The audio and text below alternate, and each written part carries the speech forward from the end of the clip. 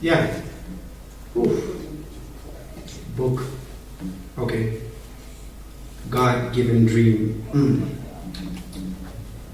So I was told, like Jeremiah, that I knew you before you were formed in your mother's womb, and that the gift I put on the inside of you, nobody can lock it up, not even by a tomb. That if I were to reveal to you everything right now, you wouldn't contain it, you wouldn't have enough room.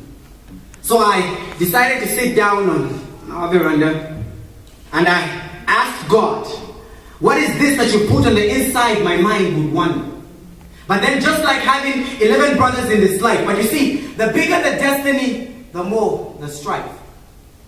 I began to think to myself, I cannot comprehend it, I cannot take it, the pressure and its absorption is rather too much. So I needed God to turn down the heat, because I thought I was not tough. So I cried out to him, Lord, my journey to my destiny is rather rough.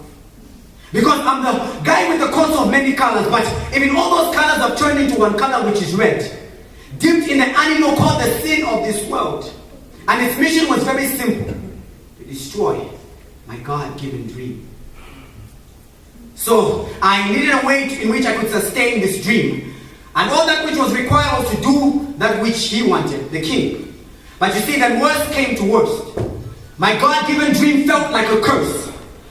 And I was like thrown down in a pit.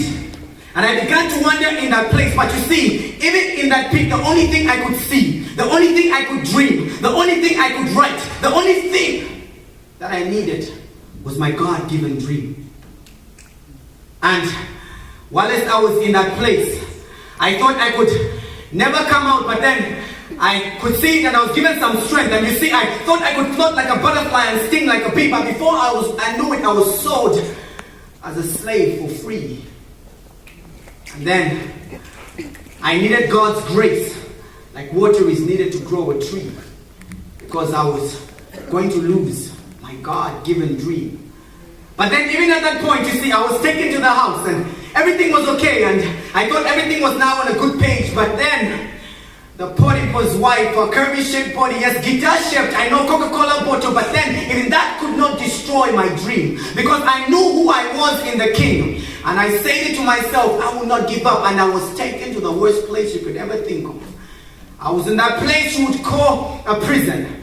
And then even at that point, I thought, okay, everything is now okay. But then I saw people, and you see, they would show you just a glimpse of what your dream would be, and you think it's the right thing to do, but then in the end, it will make you look like a fool. So I had to still be in that place.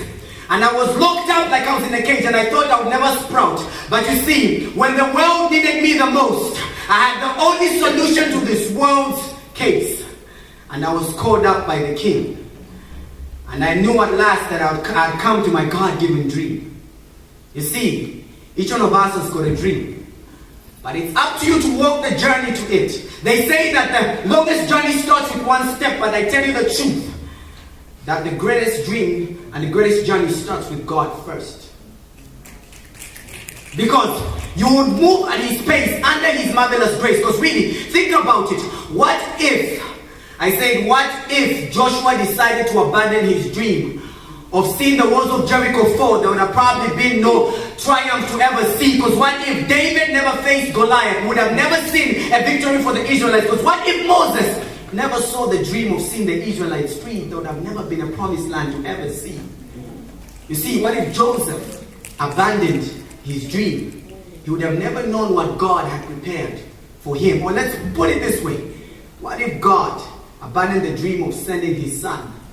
There would have probably been no one. So like Martin Luther King, I dare you to dream. And allow God to bring that dream into reality for everyone to see. This is a dedication from me, Prince Zulu.